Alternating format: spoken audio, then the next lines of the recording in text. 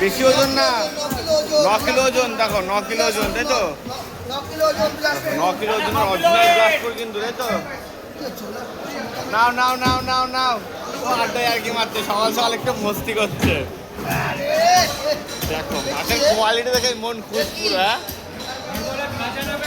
সেরকম দোকানদার আর সেরকম মাছের কোয়ালিটি। বাবলু তার রেটটা কি আছে আজকে? 550, 600 টাকা 50 টাকা কমে আছে, তাই তো? 600 থেকে কিন্তু 50 টাকা কমে আছে 9 কিলোর জন্য অরিজিনাল গ্লাসপুর। 9 কিলো না, 9 কিলো 500-500 আছে, পুরো 9 কিলো, তাই তো? পুরো নিট 9 কিলো। কাটো, দেখো এখন গাদা পেটে কাটিং করছে কিন্তু।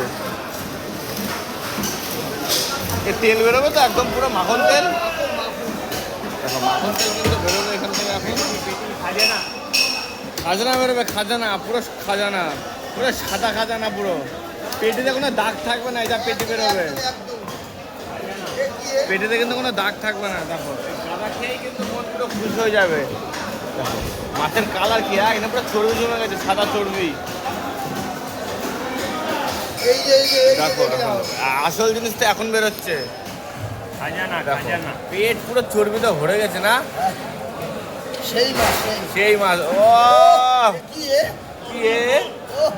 পুরো মাখন পেটি কিন্তু, পুরো 2 ইঞ্চি মোটা মাখন পেটি।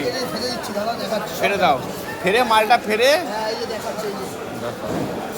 দেখো পুরো সাদা। দেখি মিডলতে ফাড়বা নাকি না, এর গোটা থাকবে? ফেরে দিয়ে তাকাও, ফেরে দিয়ে দুটো 2 হাত দিয়ে এরকম করে ধরবা।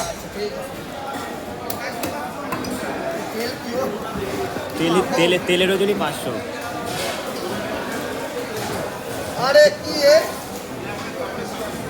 দেখো 9 কিলো ওজনের ব্লাস্টপুরের কিন্তু কাতলা মাছ এখন পেটি ফাড়া হচ্ছে।